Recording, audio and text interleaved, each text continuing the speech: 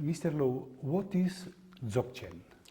Dzogchen is a traditional meditation system which contains a view of life, a profound way of understanding one's own true nature, and also a way of being in the world with others.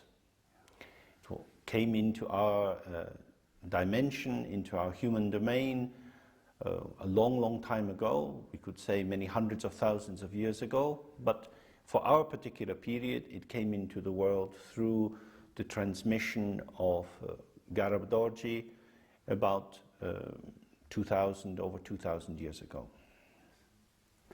And what is the content, the meaning of Dzogchen? Dzogchen means perfectly complete, without fault, without error. And it points to the fact that our own nature, the nature of each being, not just human beings, but all living forms, is without fault or limitation. Ordinarily, as human beings, we grow up with a very narrow sense of our own identity. We feel constrained when we look at other people. We see they have better qualities than us, maybe more money, more intelligence, more healthy bodies. We feel competitive, we want to do our best, but somehow there's always something wrong. So somehow disappointment gets woven into the texture of our life.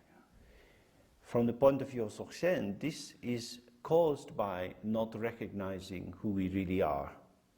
Our attention is tilted out too much into an identification with how we manifest, with our physical appearance, with the nature of our voice, with our ideas, and so on, rather than relaxing and attending to ourselves in the process by which we manifest.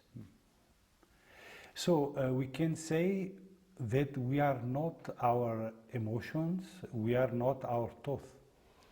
Well, we can say, I think, not that we are not them, but we are not defined by them. We are not only them. Thoughts and feelings are energetic formations. They are very unstable. You can't hold on to them. You can't catch them. A thought comes in the mind and then it's gone. We have a feeling due to causes and circumstances. Then it's vanished. So if we try to build on these, to build a stable identity, it's like building a house on sand. The foundations will always be weak. And so we have to be working and working and working. The point of view of Dzogchen is to recognize the ground of all of our thoughts, feelings, sensation, activity is a state of open relaxation, a state of presence, that is to say, to be fully here, fully alive, as an awareness which is not this or that. Moment by moment we become this or that. If I'm talking with my mother, I'm a different person than if I'm talking with my lover. If I'm at work, that's different from if I'm talking with friends.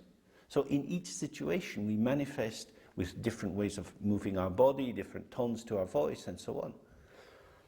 But each of these ways of being arises from the same point of view. None of these aspects of ourselves defines who we really are. So the people I work with in the hospital, they see me in one way. I'm Dr. Low, I'm like this kind of a person, I do this and that function, and they think, oh yes, we know who he is. But with my friends, I'm somebody different. With my children, I'm somebody different. So each of these people sees some aspect of myself. But what is this self? The self is not the sum total of all the aspects. You couldn't go around and interview all the people who know me and take all their accounts of me and put it together, and that would somehow tell you who I am. The true quality of our existence slips away. It's ungraspable, and yet it's always present. In the language of Buddhism, that's called emptiness. It doesn't mean there's nothing there at all, but it means that the vital quality of existence is not a substance, it's not a thing, it's not an object that you can grasp, and yet it is somehow the basis of all the experiences that we have. So one of the most important things is to be aware of this reality. Indeed, awareness is liberation itself. Awareness means not to be caught up in thinking about things, not trying to make sense of them, but just to offer a relaxed, open hospitality, a hospitality to whatever arises. Most of the time, we have the feeling that our lives belong to us. So we have a sense that the arena of my experience is something private, it belongs to me, like a garden. We are very concerned that in our garden we should have nice flowers and not have any weeds. And if the neighbor's child keeps kicking the football into our garden, we get annoyed. We say, this is my private space. In the same way, we think our mind is our private concern, and so we should be able to have the kind of thoughts we want, the kind of feelings we want. And so we try to control our domain. When we come to an understanding of awareness, we relax and open, and we realize that our existence is more like a public park. We are entitled to walk in the public park, we can sit on a bench and observe all the things that are going on, but we can't blow a whistle if people are doing things we don't like. To be aware is to be tolerant, and to recognize that we don't control the world, but at the same time we are not the slave of the world. It's about participating, taking a place, which means finding the rhythm, finding ways in which you can connect in a dynamic and meaningful way with other people. So this ground reality is more a space, not a thing. Yes, yes indeed. And because it's a space you can't grasp it, and yet it never vanishes. It's always there when you allow yourself to become aware of it, but most of the time we are preoccupied by the things that fill the space. Just as if you live in an apartment, you get used to the furniture that's there, and then maybe after some years you say, oh, I'm tired of this, so we need to redecorate. You decide to paint the walls, you take the furniture out, and suddenly you think, oh, this is an interesting space. But when all the furniture was in the room, you didn't see the room, you just saw the furniture. So the purpose of meditation is to do a big spring cleaning. Take the furniture out, strip the walls down. So in this space, many, many things are possible. Many, many things can occur.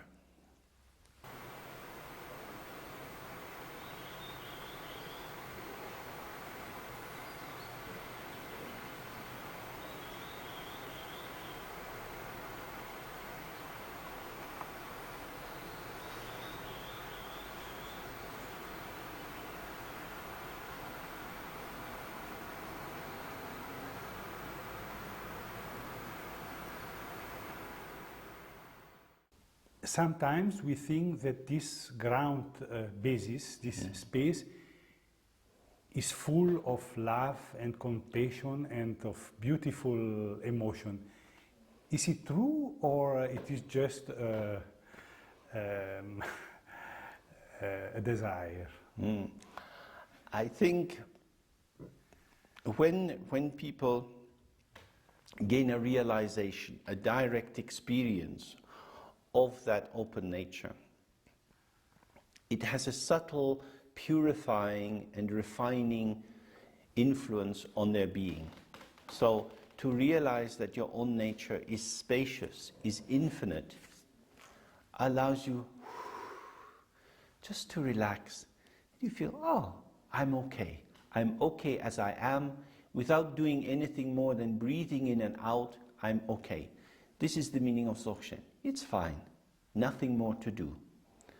On the basis of that, what shall I come into the world for? If I am already filled, if I am already complete, I'm not hungry for things.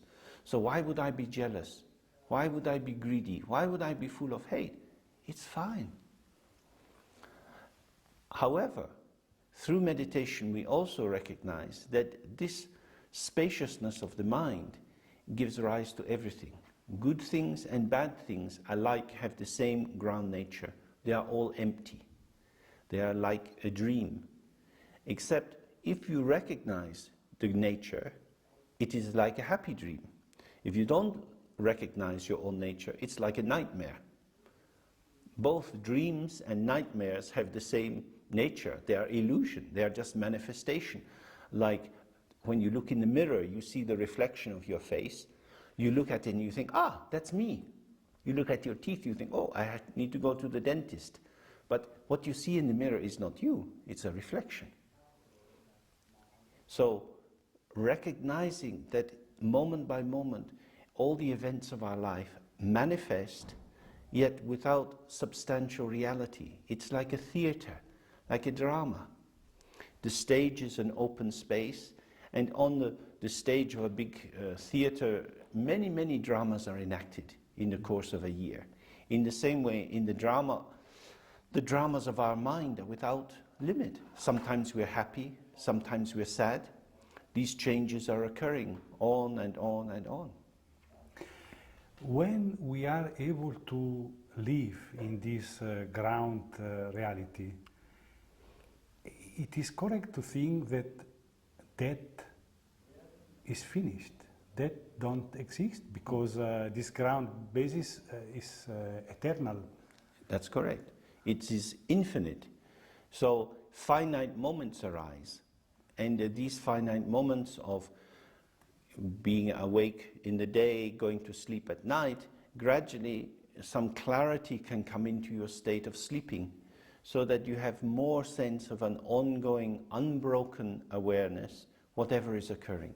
When you're happy, when you're sad, what continues is this open potential. So when you come to the moment of death, death is another kind of experience, an experience which is being enacted on the same stage, the stage of emptiness, of openness. However, if you think, my life belongs to me, in my flesh and blood body, this is my true basis, I, this person, born from my mother and father, I am me, myself. If you think this is the basis of your existence, death will hit you very hard. You will feel very sad, very disturbed and upset. But if you recognize that we manifest in this world because of many different factors, and the one stable continuity is this empty awareness which pervades all things, then death is just another chapter opening. So we are not our body. We are not our body, we are not our thoughts, and yet, of course, we are our body and our thoughts. There is a double edge to this. If you say we are not it, we go to an extreme of nihilism. And if we say I am fully my body, we go to an extreme of eternalism. And the teaching of the Buddha is the middle way between the extreme points. But then how to live according with this ground reality? The key point is to not interrupt the line between the openness of the heart, which is the site of awareness, and the senses. Our senses connect us with all things. If instead of processing the information through our thoughts, feelings, habits and assumptions, we open and respond directly, spontaneously, we will find that the correct activity arises in the world. So it's about learning to trust an immediacy of being, to stop being an internal politician, to stop being concerned with winning and losing, with fame and notoriety, and just to be at home in ourselves as we show ourselves. So it is a kind of dance. The whole world is nothing but a dance, but a dance of illusion, in which subject and object ceaselessly interweave. Some people imagine that a state of enlightenment would be a state that would be completely protected. It would be a stasis, a stability, and once you achieve this safety, nothing would ever disturb you again. This is, I think, a false understanding. The one thing which is stable and unchanging is our awareness, but because it is empty, you cannot grasp it. What manifests is always changing. Our body changes, we get older, our voice changes, our thoughts, our feelings change, and these manifestations are happening in a world with others. We are always in communication with others. So contact, mutual aliveness, co-emergence, this is happening inseparable from the ground nature. At this very moment, as I am talking with you, we are together in one world manifesting at the same time. I am only speaking because you asked me these questions. If I was walking down the road, I wouldn't be talking to myself. So in my words, I'm showing you something of myself, but that happens for you. If I now go and have a cup of tea with someone, I'll talk in a different way. So in that way, manifestation arises with others. And this is the eternal dance of becoming. That who I am is determined by the other as much as by myself. This is non-action. Yes, it's a kind of non-action in which the center of gravity of my existence is not deep inside me, but it is in the interactive point between us. What is very important is not to stop this dance. Absolutely, and you cannot stop it. It's an illusion. That's the false narcissistic position of mastery. I am in charge of the world. I can make things happen on my terms. But the world is a revelation. It's happening all the time. And we are part of the revelation. We are not sitting in the audience looking at something on a screen. We are actors.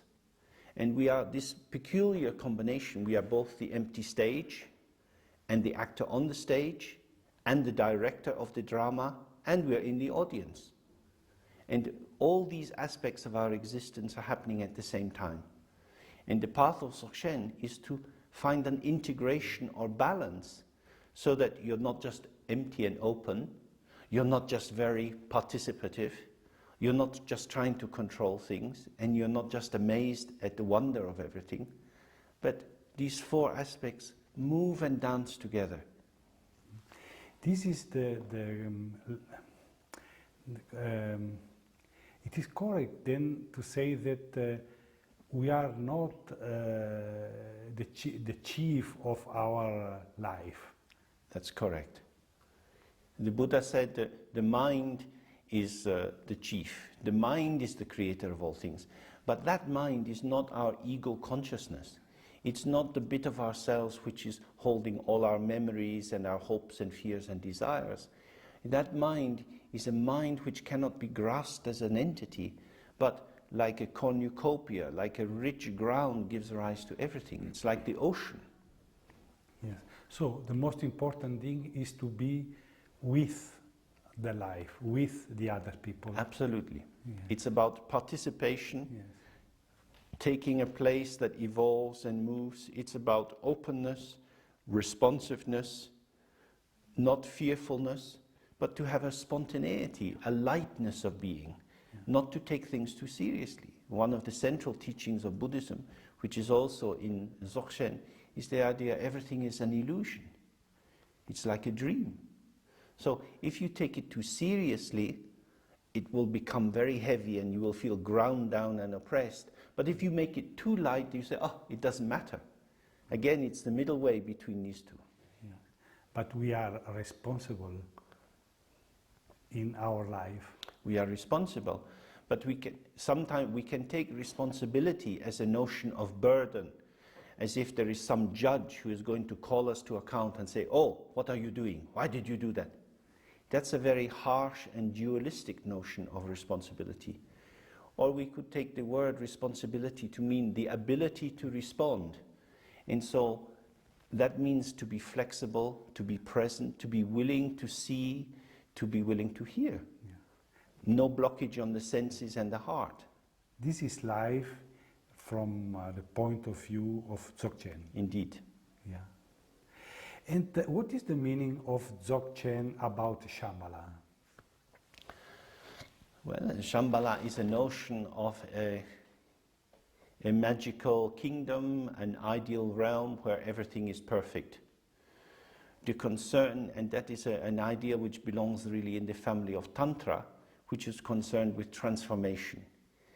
Tantra seeks to take our ordinary day-to-day life and to transform it by finding points of identification with pure realms, with the realms of the gods gods of meditation. And Shambhala belongs in that domain, although in some understandings it's also a realm hidden on this earth and is concerned with an apocalyptic vision of future time. That one day the armies of Shambhala will arise and bring about a new regime. Many cultures have these kind of notions. Generally, Dzogchen is not concerned with that. It is concerned with the immediacy of being present in this moment without any interruption. And actuality, what is here, is always much better than fantasy. Because a positive fantasy, that's the dream. A negative fantasy, that's the nightmare. Free of all fantasy, here we are at this moment, alive. Nothing is happening, everything is happening. It's very simple. So to be human is to be aware with this kind of reality. Yes, that's the way we awaken to our infinite potential. That rather than defining ourselves by the cultural ideas and the ideas from our family and schooling, which we have become cramped inside, living in the house of all the inheritance that we have, we open the walls of this house. And we realize that we actually inhabit an infinite mansion of many possibilities. And through that, we can engage with more kinds of people. We can find everything interesting because we are willing to look. We look before we come to a conclusion. And the main way to limit your life is to come to a conclusion before you look. I have one last question. Okay. What is the meaning of Dzogchen about ethic, about moral? Mm-hmm. I think that Dzogchen ethics are grounded in the face of the other. That when you attend to another person, when you see their face, the light shining in their eyes, it calls forth from your own heart the very best of your possibility for them. We don't turn our face away from the other. So, in order to do that, you have to inhabit your own body and your own face. I think it would be reasonable to say that many of the worst things that happen in the world is because people don't see the face of the other and they don't live in their own face. They're living in a mental sphere where they think this is a terrorist or this is a Jew or this is whatever the category would be, and they would say, I know what these people are. Without looking at them, without seeing them, I know who they are. And on the basis of my knowledge, I will act. But in Dzogchen, we stay in the body, in the senses. And first, I want to see you. And in seeing you, your face will touch me so that I become the one who can meet you where you are. And that is the basis of ethics. Thank you very much.